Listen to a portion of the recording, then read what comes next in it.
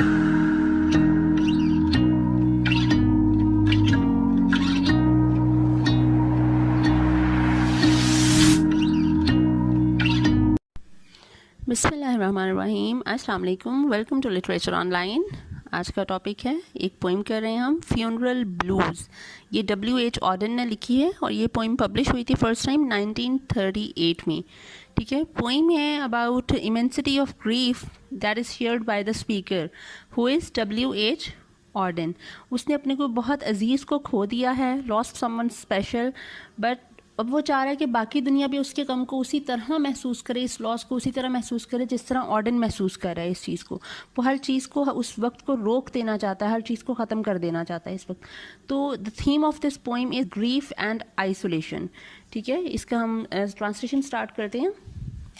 वो कह रहा है, stop all the clocks, cut off the telephone. All stop all the clocks का मतलब है कि वक्त यहाँ पे रोक दो। ठीक है, स्टॉपिंग द टाइम इटसेल्फ। वो कह रहा है वक्त को ख़त्म कर दो, वक्त को रोक दो यहीं पे। कट ऑफ द टेलीफोन, हर किस्म की जो कन्वर्सेशन है, टेलीफोन ये मॉडर्न एरा था 1938 में। ठीक है, टेलीफोन इन्वेंट हो चुके थे और जिस तरह टेलीफोन की वजह से एक जगह से दूसरी जगह इन्फॉर्मेशन जो है वो ट्रांसफ़र होती है, इंटरप्शंस होती हैं आपकी लाइफ में, हर वक्त बेल बजती रहती है एंड ऑल दैट। तो ये जो इंटरप्शंस हैं, ये जो इन्फॉर्मेशन की ट्रांसफ़र है, इसको ख़त्म कर दो कि कोई भी किसी को आप कोई इन्फॉर्मेशन ना दे सके, कोई इंटरप्शन ना हो। Prevent the dog from barking with a juicy bone.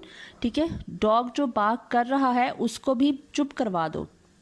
क्या करके? उसको एक जूसी बोन दे दो। जिस तरह डॉग जो है वो बोन्स खाते हैं, ठीक है, वो बोन उसके हाथ में पकड़ा दो, उसको दे दो ताकि वो अब भौंकना बंद कर दे। उसको किसी भी किस्म का नॉइज़ नहीं चाहिए बेसिकली।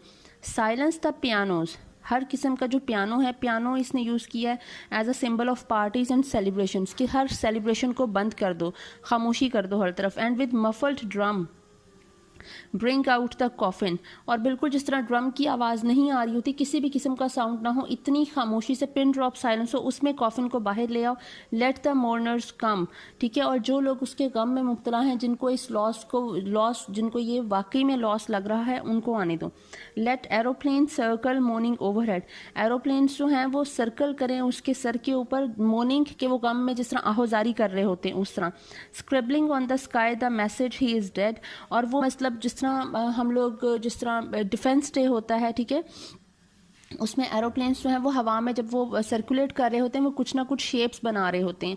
तो वो भी यही बात कर रहा है कि एरोप्लेन्स स्काई में कुछ इस तरह से सर्कल करें, इस तरह से उड़ें कि वो ऊपर जो है वो आसमान पे लिखा जाए उसके स्मोक से, ही इज़ डेड, कि वो मर चुका है। ठीक है, put crepe bows round the white necks of the public doves, ये जो पब्लिक डव्स जो हैं, जो पीजन्स हैं, ठीक है, वाइट कलर के, ये पीस की निशानी है, साइलेंस की निशानी है, doves and pigeons.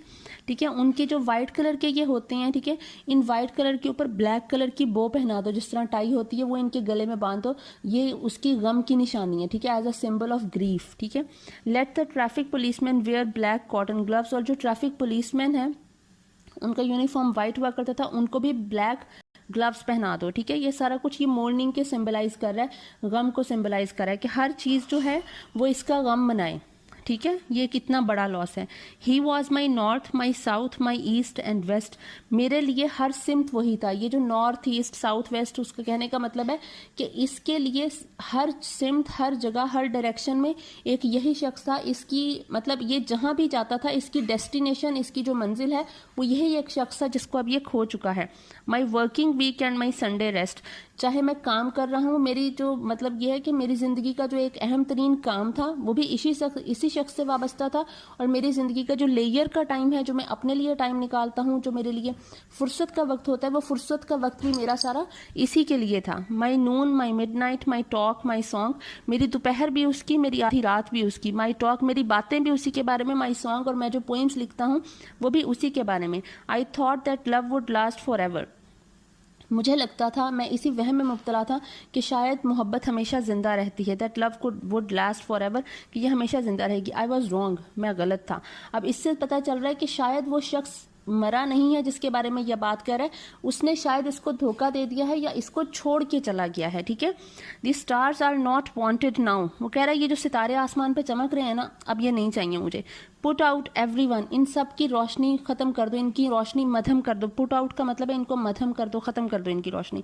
Pack up the moon and dismantle the sun, ठीक है, वो कह रहा है ये जो चांद निकला हुआ है ना, इसको भी खत्म करो, पैक अप करो, ठीक है। एंड डिसमेंटल द सन, और सूरज को भी यहाँ से हटा दो।